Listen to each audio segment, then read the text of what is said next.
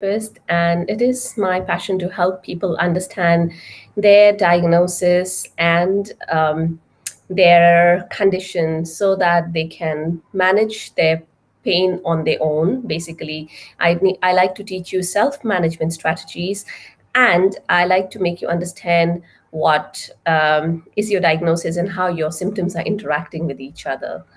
Okay, so if you're watching me on Facebook, go over to my YouTube channel. And if you like what I'm talking about, give me a like, subscribe to my channel, and you'll get a notification whenever I go live on my channel then. Um, okay, so I'll leave a link to my YouTube channel in the description in case you haven't been there before. Okay, so if you're watching me on the live, say hi or give me a heart or a like if you're on Facebook, or just a comment on YouTube if you can see me now, or if you're on the replay, just comment #replay. Alrighty, so just 1 second. Okay, hi. So today's topic is, have you ever wondered why you get that pain in your heel? So, heel pain can be because of two specific reasons, which are the two most common reasons basically for heel pain are heel spur or plantar fasciitis. They can occur on their own, or they can be going on simultaneously. Okay, so what happens is, okay, just 1 sec. Yeah. So what happens is when you wake up in the morning and you step down from your bed and you get this sharp shooting pain in your foot, that is one of the most common symptoms for these conditions. So it's like a common symptom between the two. Now, you will get a lot of videos explaining you what is the symptom, what are the treatments, etc., etc. What I wanted to talk about today is, how do you get that pain? So you know that in our foot, we've got these set of bones, right? So you've got your set of bones in the foot, and then you have your muscles and all those layers there. And then on top of that, you've got fascia. So fascia is basically a covering on the muscles. So this fascia runs along, if this is your foot, it runs from your big toe all the way down. This is the sole of the foot. So all the way down to the heel of your foot. So it attaches onto this bone here, which is basically the heel, the protruding part on your foot. So what happens is, if you have excessive stresses on this area, the covering on the bone, it gets eroded. So this fascia that is attached, so suppose the fascia is attached to this bone here, there is a covering on the bone called the periosteum. So very much like if you take one of those paperback novels and there's a very thin plastic covering on them. So if you carefully peel it off, sometimes you can peel off the paper off the paperback of the novel as well. So exactly the same way, you've got this bone and you've got the covering on top of it. That's the periosteum.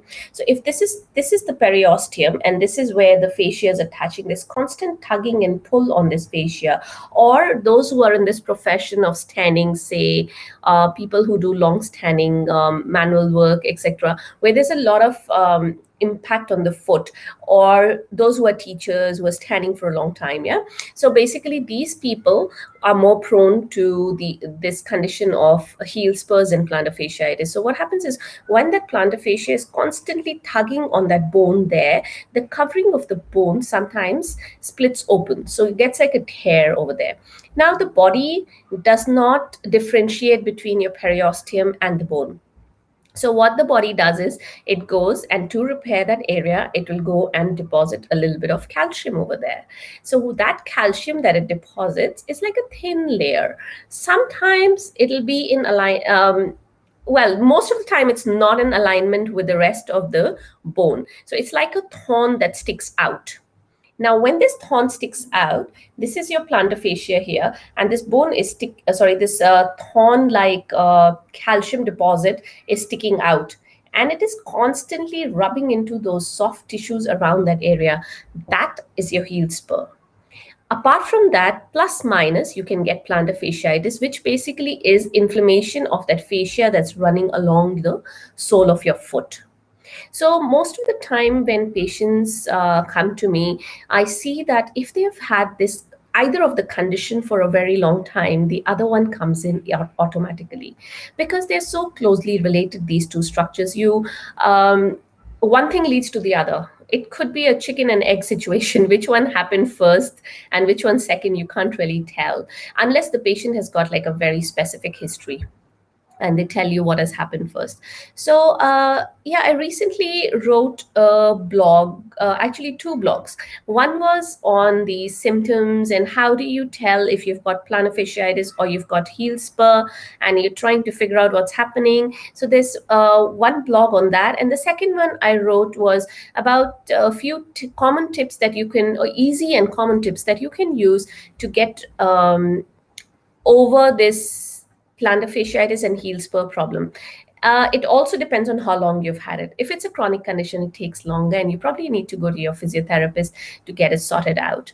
I'm happy to answer any questions if you have about that, but if you read the blog, you will realize that most of the things are quite easy. They can be done at home, such as resting the area, ice packs or cold packs, movement before you get out of bed. That is one thing I'd like to point out here is very, very important.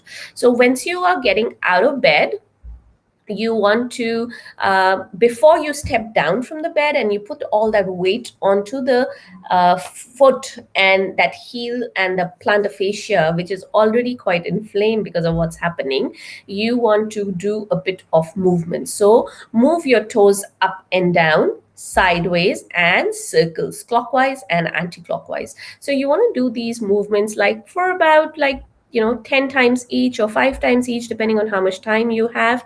That keeps the circulation going, and it sort of sends that signal up to your brain saying, okay, we are going to get moving now, we're not static anymore. So it sort of prepares you for that sort of to bear the weight and for the movement, because you'll start walking as well. Please be mindful, if you have these conditions, try not to walk bare feet. Keep your slippers next to you all the time. So if you're one of those who don't like to wear slippers at home, you'll have to.